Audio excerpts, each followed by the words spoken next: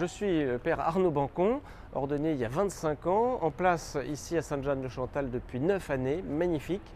Et je vais quitter cette paroisse pour aller plus dans le centre de Paris, à Saint-Leu-Saint-Gilles. Et j'en repars tout heureux de tout ce que le Seigneur m'a fait goûter ici et découvrir avec la fougue de Sainte-Jeanne-de-Chantal. Quand l'évêque nomme un curé quelque part, il lui veille souvent à être le garant de l'unité dans l'Église. Il y a souvent des tensions ou des divergences. Il faut être le garant de l'unité. Et cette triple mission de sanctification par la prière, par la vie liturgique, d'enseignement aussi, de transmission de la foi, et puis d'éveil à la vie paroissiale, à la charité, à la fraternité. Ce sont trois pôles qu'il faut toujours avoir en tête et qui se répondent l'un l'autre constamment. Alors quelquefois il y a des domaines où on est plus doué, avec plus d'élan, mais les paroissiens nous font comprendre quelles sont leurs attentes et ils ont bien raison de le faire.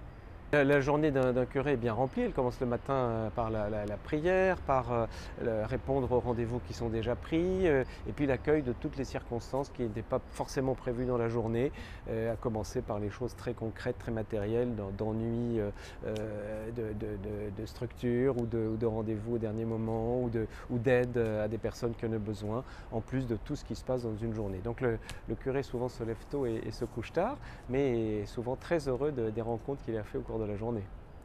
Je crois que ça a commencé par le souci de mieux connaître et de mieux faire connaître Sainte-Jeanne-de-Chantal. J'étais un petit peu loin d'elle et de sa vie spirituelle, j'avoue que je ne connaissais pas énormément. Et j'ai découvert énormément de choses sur la vie de cette femme incroyable qui était commençait par être une petite fille, une fiancée, une jeune mariée très heureuse, avec une vie familiale formidable, et puis une veuve dans la douleur puisque son mari est mort tôt d'un accident de chasse.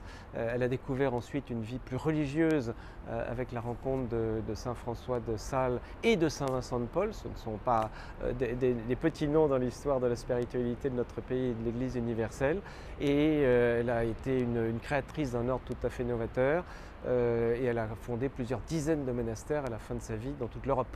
Alors cet élan et cette fougue ont quelque chose à dire à tous les paroissiens, quel que soit leur état de vie et quel que soit leur âge. C'est ça qui est formidable.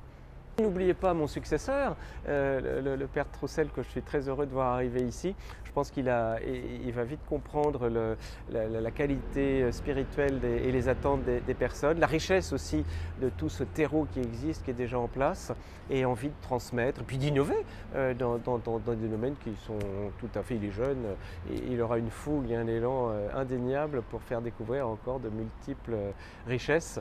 C'est le Saint-Esprit qui va lui confier tout ça. Je suis sûr qu'il ira à bon port.